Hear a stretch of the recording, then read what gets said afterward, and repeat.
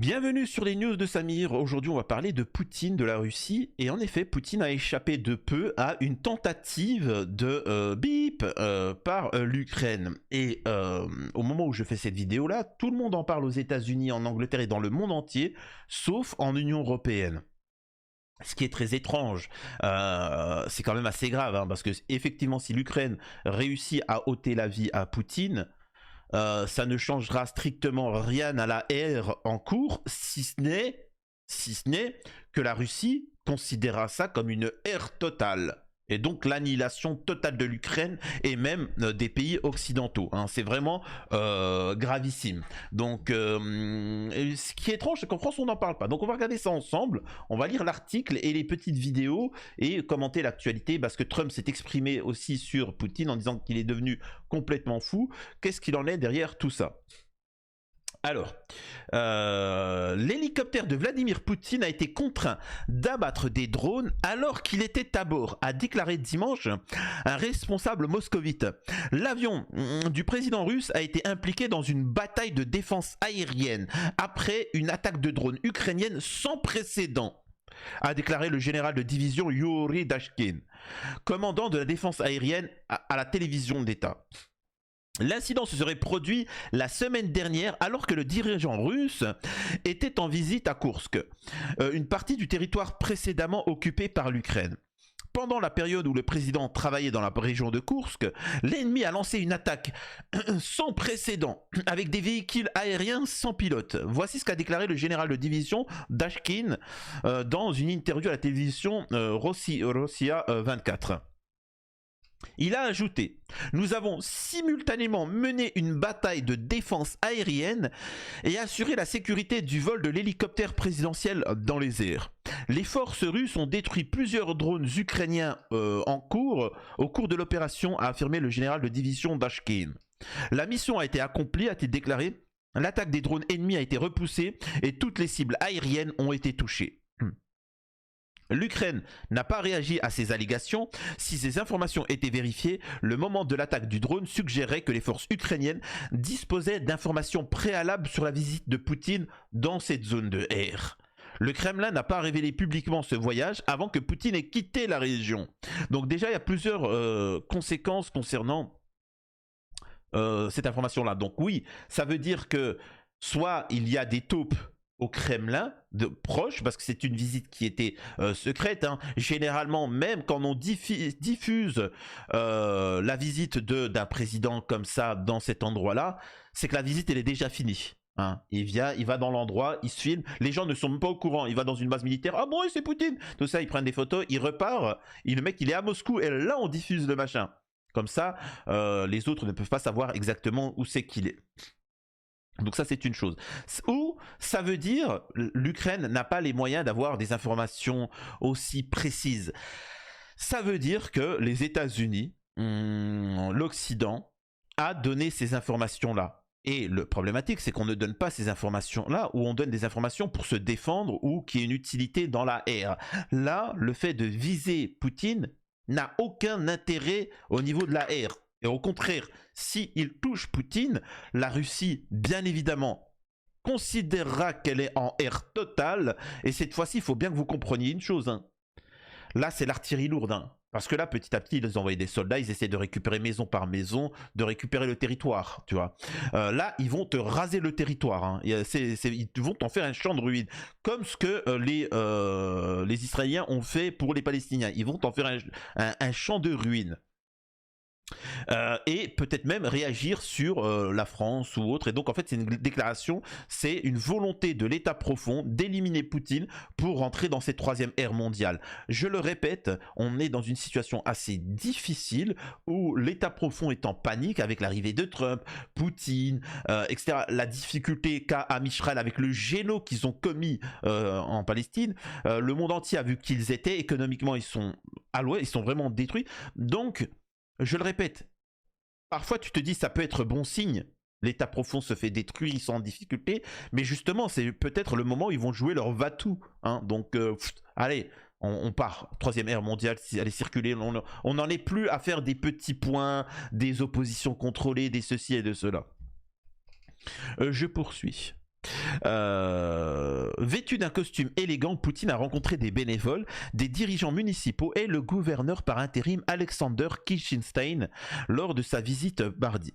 Il a également inspecté la construction de la centrale nucléaire de Koursk 2 lors de sa première visite dans la région depuis le 26 avril. Lors de sa visite au poste de commandement de Koursk en mars, il portait un treillis militaire vert olive. On pensait que Poutine voyageait à bord d'un hélicoptère Mi-17, mais une évolution du Mi-8 de l'ère soviétique. Le Mi-17 mesure 25 mètres de long, 25 mètres de long et peut transporter jusqu'à 30 passagers ou 4 tonnes de fret.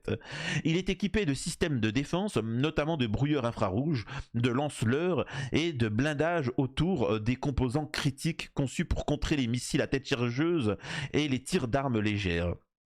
Cependant, les systèmes de défense des hélicoptères ne sont généralement pas assez puissants pour résister aux attaques coordonnées de drones. Des escortes et une protection au sol sont nécessaires pour les vols à risque. Les forces ukrainiennes ont lancé une importante incursion terrestre à Koursk en août 2024 et se sont emparées du territoire avant les contre-offensives russes, ne les repoussant que des mois plus tard. Après cette incursion choc, Poutine a déployé des dizaines de milliers de soldats russes avec l'aide d'un déploiement nord-coréen pour briser l'emprise de Kiev sur le territoire frontalier. Valery Gerasimov, chef d'état des majors des forces armées russes, a déclaré que ses troupes avaient repoussé les Ukrainiens hors du territoire tout en combattant côte à côte avec les Nord-Coréens. L'Ukraine a de plus en plus recours aux drones pour frapper des cibles situées au cœur de la Russie, notamment des raffineries de pétrole, des aérodromes militaires et des installations gouvernementales. Les systèmes de défense aérienne russes sont confrontés à une pression croissante à mesure que l'Ukraine étend ses opérations de drones. La fréquence et l'ampleur des frappes ukrainiennes sur le territoire russe ont considérablement augmenté depuis les premiers mois du conflit. Alors on sait qu'il y a eu plusieurs fois où Poutine a été visé, mais bon.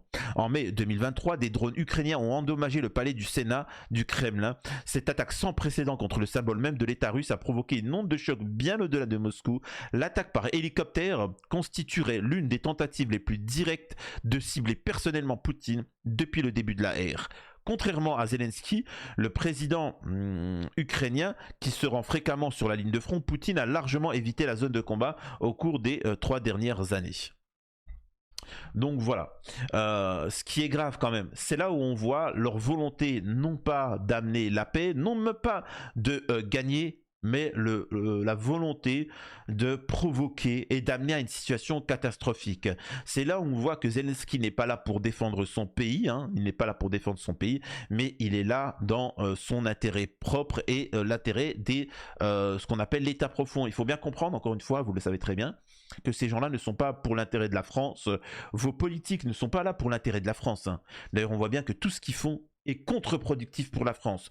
Pareil que Zelensky, ce qu'il fait pour l'Ukraine, et ainsi de suite. Et c'est pour ça que Trump dérange, c'est que tu l'apprécies ou pas n'est pas le débat.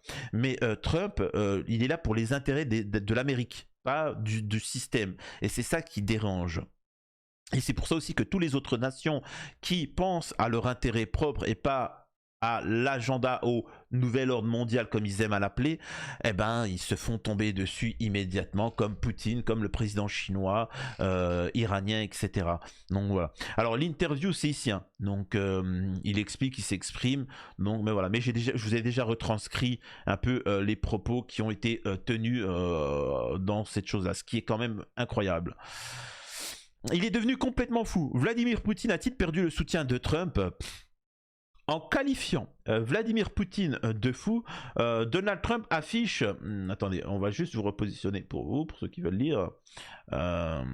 Affiche une frustration face à son impossibilité à régler le conflit en Ukraine, selon des experts. Toutefois, il n'est pas dit que le président américain, adepte des déclarations cinglantes sans lendemain, ne prenne pour autant des mesures. Il est devenu complètement fou. Si Trump est adepte des déclarations cinglantes, il n'en avait pas encore fait un tel usage envers son homologue russe, Poutine, depuis son arrivée au pouvoir. J'ai toujours eu de très bonnes relations avec Poutine, mais quelque chose lui est arrivé. Il est devenu complètement fou, a-t-il écrit le président américain sur son réseau social Truth Social, déplorant des tirs de missiles et de drones sur des villes en Ukraine sans aucune raison. Les bombardements nocturnes massifs de Moscou se multiplient selon l'armée de l'air ukrainienne. La Russie a lancé sur l'Ukraine 355 drones dans la nuit de dimanche à lundi, un nouveau record depuis le début de son invasion à grande échelle en février 2022. Des frappes que le Kremlin qualifie de mesures de riposte. Le président Poutine fait ce qu'il faut pour s'assurer de la sécurité de la Russie, a déclaré le porte-parole du Kremlin, Dmitry Peskov, en réponse aux critiques du président américain. Une frustration pour Trump. Depuis son accession au pouvoir, Trump tente de mettre fin à la ère en Ukraine, une promesse de campagne, en se rapprochant de Poutine au détriment de Kiev. En vain. Malgré 2 appels téléphoniques, 4 missions de son envoyé spécial Steve Witkoff, le bilan de celui qui se présente comme le roi du deal et de la diplomatie transactionnelle est bien faible. Au mieux, un échange de 1000 prisonniers réalisé ces derniers jours, souligne Jérôme Pelistrandi, consultant défense pour BFM. Etc. Alors oui, mais vous êtes bien marrant, hein, les gens qui tombent sur Trump à propos du fait que oh mon Dieu, il avait, oui, mais c'est normal quand il y a des gens qui sabotent des traités de paix, des cessez-le-feu, qui sabotent des choses comme ça, bah il peut rien. Trump, ce que j'aime bien, c'est qu'il le provoque. Mais Trump a bien précisé, et J.D. Vance aussi, le vice-président, ils ont bien expliqué un truc. Au bout d'un moment, on va dire démerdez-vous, on va s'en laver les mains. Et là, je peux vous assurer que si les États-Unis ne soutiennent pas l'Ukraine, parce qu'à l'heure actuelle c'est le cas, Poutine va aller comme dans du beurre en Ukraine. Et c'est pour ça que Poutine ne peut pas, ça sert à rien. Lui, plus il va gagner du temps, plus l'Occident est en train de s'effondrer. De toute façon, même si les États-Unis, ils continuent de soutenir l'Ukraine, mais il y a un moment, ils n'auront plus les moyens. Il faut bien que vous compreniez que c'est pas par charité chrétienne, que les Américains se reculent dans l'aide à la Russie. C'est pas par charité chrétienne, c'est juste qu'ils n'ont plus les moyens économiques. Et que l'Occident, si elle continue à soutenir l'Ukraine, qu'elle continue à soutenir l'État d'Israël, l'entité, hein, j'ai envie de dire, ils vont s'effondrer avec eux. Donc Trump, lui, a dit j'en ai strictement rien à battre, je m'écarte de la Russie, je m'écarte de l'État d'Israël pour sauver l'Amérique. Donc tout ça pour dire que ils essayent de provoquer Trump, etc. Mais déjà, les États-Unis continuent d'aider l'Ukraine. Mais en fait, ils veulent pousser Trump à entrer en ère, parce que, je le répète, sans l'intervention de Trump, l'élection de Trump, la 3e ère mondiale aurait été déclarée. Les États-Unis, l'Europe seraient entrés en guerre en Ukraine, donc il y aurait eu Russie contre l'Occident, et ils seraient entrés en ère à Gaza, contre l'Iran. Donc on aurait eu, nous, les Européens et les États-Unis au Moyen-Orient en toute la 3e ère mondiale et en Ukraine. Ce qui veut dire aussi, il n'y a plus de pétrole, il n'y a plus de gaz, hein, c'est fini. Hein. Faut bien que vous compreniez que vous ne travaillez pas, peu importe ce que tu fais comme métier, vous êtes tous, il n'y a plus de nourriture, il n'y a plus rien, c'est le cas où hein, faut comprendre, hein, les enfants. Et voilà ce qu'ils avaient prévu. Le problème, c'est que l'élection de Trump a bloqué tout ça. Donc c'est quand même incroyable ce qui est en train de se passer. Bref. Macron souhaite que la colère de Trump face à Moscou se traduise en actes. Nous, on aurait bien aimé que toutes les promesses que tu as faites sur les SDF, qu'il n'y aurait plus de SDF en France, que tu allais prioriser ceci, cela, que tu allais régler les problèmes de délinquance, tout ça, ça soit des actes. Hein. Non, on aurait aimé ça. Aucune réaction officielle ici en Russie, c'est-à-dire aucune réaction de Vladimir Poutine lui-même, aucune réaction non plus de la part du porte-parole du Kremlin. En revanche, quand on parle avec les Russes, oui, là, il y a une réaction. Juste pour vous donner un petit peu de contexte, Donald Trump est quand même très populaire ici en Russie, selon un sondage qui a été réalisé par l'Institut de sondage indépendant Levada, c'était au mois de mars. Donald Trump est apprécié par plus de la moitié des Russes, 51% des Russes plus exactement, ce qui est beaucoup plus que son prédécesseur Joe Biden. Alors forcément, quand le président américain traite de fou le dirigeant russe, eh bien les moscovites réagissent. C'est Donald Trump lui-même qui est fou, nous disait un monsieur tout à l'heure. Il n'a pas à parler comme ça de notre président. Les Russes nous disent que selon eux, Vladimir Poutine ne va pas forcément répondre, dans tous les cas ne va pas surenchérir et ne répondra pas avec des propos aussi forts. Concernant le risque de potentielles sanctions, eh bien non, pour l'instant les Russes avec lesquels nous avons parlé nous disent qu'ils ne sont pas extrêmement inquiets. Selon eux, Donald Trump a encore le temps de changer d'avis. Il a encore... Ce qui est quand même incroyable, excusez-moi, je fais une petite analyse qui peut paraître hors sujet, mais là on est à Moscou, on est proche d'une gare, j'imagine, on est proche d'une gare, il n'y a pas un papier, il n'y a pas un papier qui traîne, Excusez-moi, il n'y a pas un papier qui traîne, t'as pas un camelard qui vient avec une seringue, t'as personne qui vient et qui... C'est une petite analyse, je trouve ça un petit peu particulier. Et on nous explique que la Chine, que le Moyen-Orient, que ceci c'est des sauvages. Je sais pas, je me pose des questions. C'est peut-être hors sujet par rapport au sujet de départ, mais bon. Donc dites-moi vous ce que vous en pensez concernant tout ça et relayez l'information concernant cette tentative de déclaration de la troisième ère mondiale et à la prochaine sur les news de Samir. Je compte sur vous aussi pour que vous abonniez, vous laissiez un commentaire et un petit don sur Tipeee.